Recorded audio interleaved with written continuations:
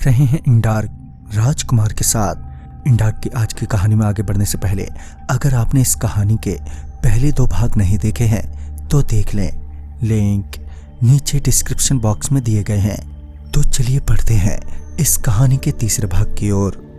उन दरवाजों में से मैंने वो दरवाजा चुना जिसके पीछे से कोई भी आवाज नहीं आ रही थी और मुझे वो दरवाजा भी बाकी के दरवाजों से सही लग रहा था, मगर मैंने दरवाजे खोलने में कोई जल्दबाजी नहीं दिखाई। मैं बड़े आराम से उस दरवाजे के पास गया और उसे खोलने से पहले मैंने अपना कान दरवाजे से लगाते हुए ये सुनने की कोशिश की कहीं किसी तरह की हलचल तो नहीं हो रही है इस दरवाजे के उस पार। फिर जब मुझे यकीन हो गया कि उस तरफ खतरा नहीं है तो फिर मैंने बड़े आराम से हल्का सा दरवाजा खोलते हुए बाहर की ओर झांका तो मैंने पाया कि घर से कुछ ही दूरी पर एक बड़ा सा तालाब है और आसपास जंगल।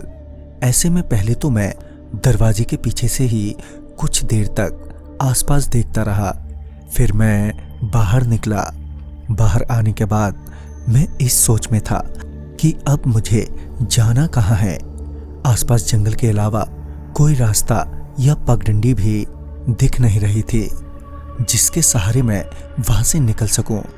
मैं उस घर से बाहर तो निकल आया, मगर काफी देर तक चलने के बाद भी मुझे कोई भी रास्ता, सड़क या कोई बस्ती नजर नहीं आई थी।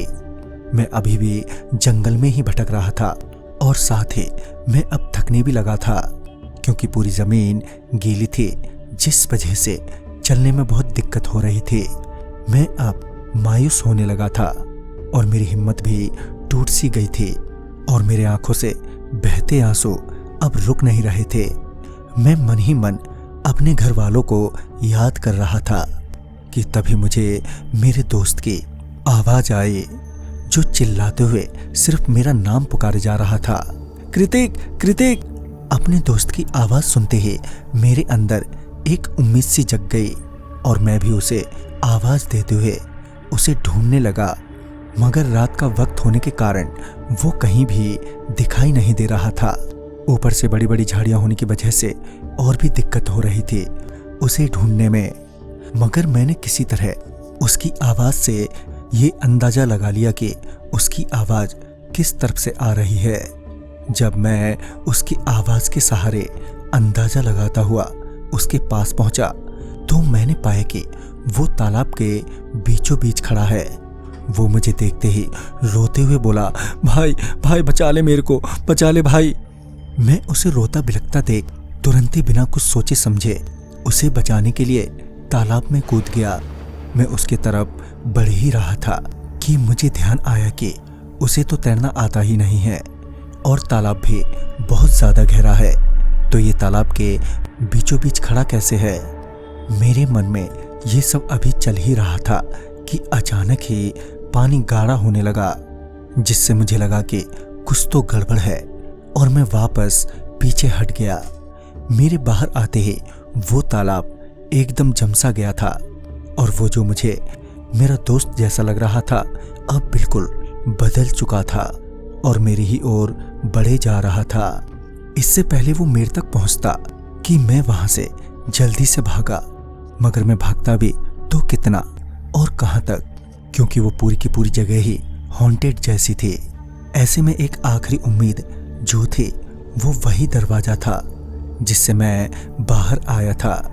मैं उस हालत में जितना तेज दौड़ सकता था उतना तेज उस दरवाजे की तरफ दौड़ा।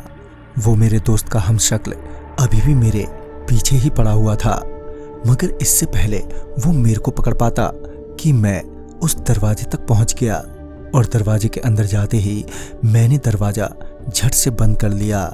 अब तक मेरी सांसें भी बुरी तरह से उखड़ चुकी थी और मेरे में अब तक थोड़ी सी भी ताकत नहीं बची थी।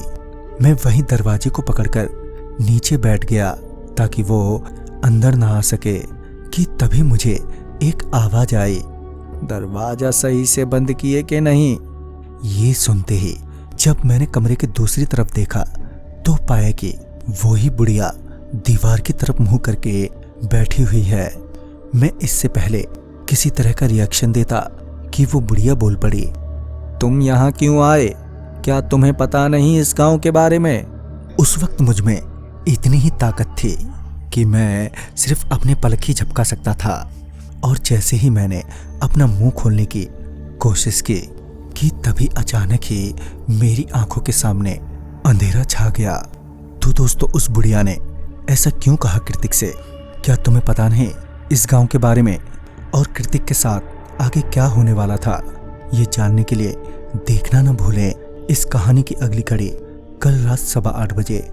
तो मैं आपका दोस्त राजकुमार जल्द ही मिलूंगा इस कहानी की अगली कड़ी के साथ। तब तक के लिए बाय एंड टेक केयर।